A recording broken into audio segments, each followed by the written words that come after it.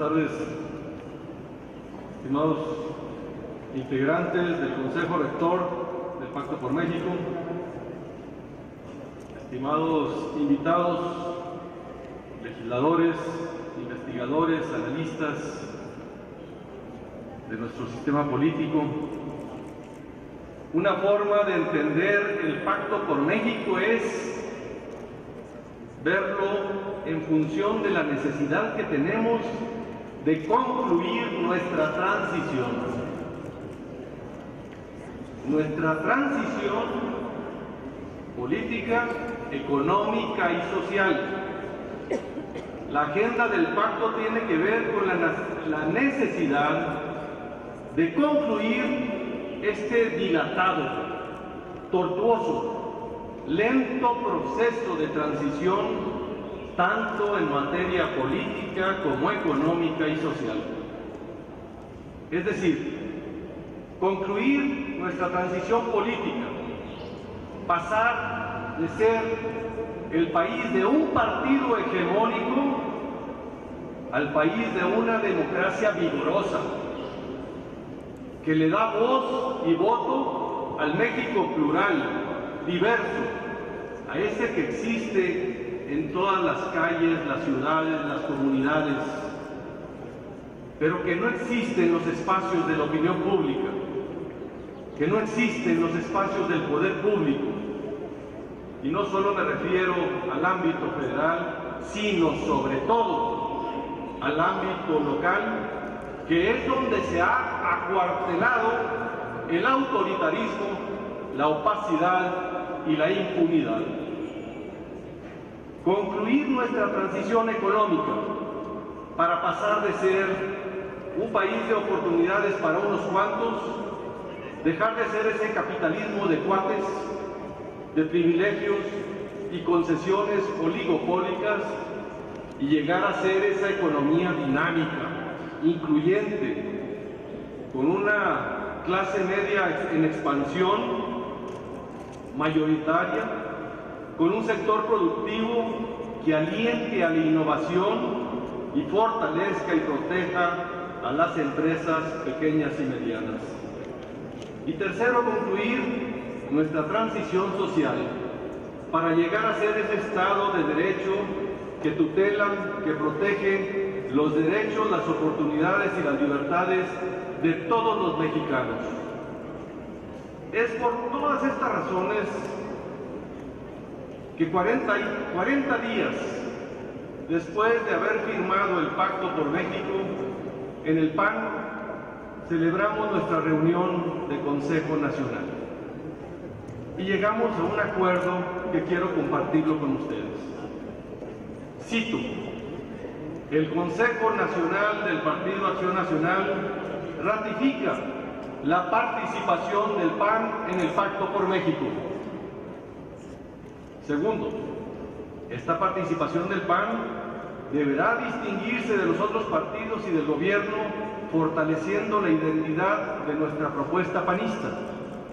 Tercero, deberá quedar siempre claro el bloqueo histórico del PRI a las reformas que el país requiere. Las propuestas del PAN, y esto es muy importante, deberán distinguirse por ser siempre las de mayor calado reformador y democratizador. Estas propuestas deberán enriquecerse con la mayor participación de la sociedad organizada, la participación de los legisladores del PAN y los especialistas de nuestro partido. Los integrantes del PAN del Consejo Rector informarán al Consejo Nacional las acciones y reformas aprobadas y los términos de su contenido. El PAN además mantendrá su posición crítica y defenderá los logros de nuestros gobiernos y le exigirá al gobierno federal y a los gobiernos estatales que garanticen contiendas electorales equitativas y que no utilicen ilegalmente sus recursos ni sus estructuras. Por último, concluye el acuerdo de nuestro Consejo Nacional. Sin perjuicio de apoyar por sus propios méritos los puntos de la agenda del pacto, la participación del PAN parte del supuesto de que el gobierno y el PRI asumirán y mantendrán una conducta democrática plenamente verificable. Termino los acuerdos de nuestro Consejo Nacional. Amigas y amigos, hoy instalamos la mesa de trabajo para la reforma política electoral que forma parte del apartado número 5 del Pacto por México.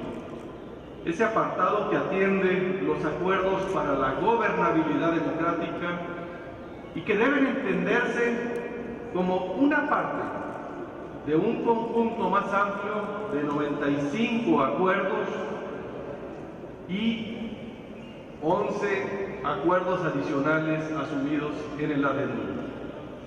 A diferencia de otras iniciativas surgidas del pacto, la mesa que hoy se instala no cuenta con una iniciativa preelaborada conjuntamente. Este es precisamente nuestro reto. Este es precisamente nuestra convocatoria.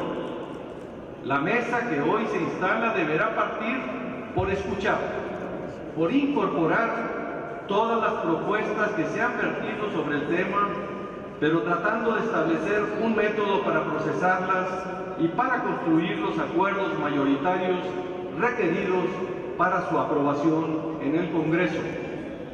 En el PAN hemos identificado como focos rojos de la transición democrática la intervención de los gobiernos en los procesos electorales, la falta de pluralidad y formación de mayorías democráticas en los congresos locales que combatan precisamente las prácticas autoritarias, la impunidad de los gobernadores y el sometimiento de los medios de comunicación locales y de las autoridades electorales a los gobiernos estatales. El ciclo perverso del autoritarismo en los estados tiene 5 pasos. Primero, se da en los congresos locales que aprueban endeudamientos irresponsables. Y vienen a la memoria algunos ejemplos que no necesitan un ejercicio muy amplio para atraer a los Coahuilas, a los Nuevo Leones, a los Quintana Roo. Segundo, designan integrantes de los órganos electorales obsecuentes. Tercero, los gobernadores combaten, precisamente los gobiernos que combaten el surgimiento de fuerzas democráticas o mayorías opositoras a través de la cooptación o por artificios legales. Y aquí me surgen a la memoria, ¿en qué país del mundo se impiden las alianzas opositoras? En México. ¿En qué estado se impiden que se alíen partidos para ganar una mayoría en el Congreso? En México, en Veracruz, en Durango, en Quintana Roo y se intentó en Zacatecas. También, como cuarto punto, el control de los medios de comunicación locales para impedir la formación de una conciencia crítica de la opinión pública, esa opinión pública informada que pueda votar con todos los elementos que le permitan tomar la mejor decisión de futuro.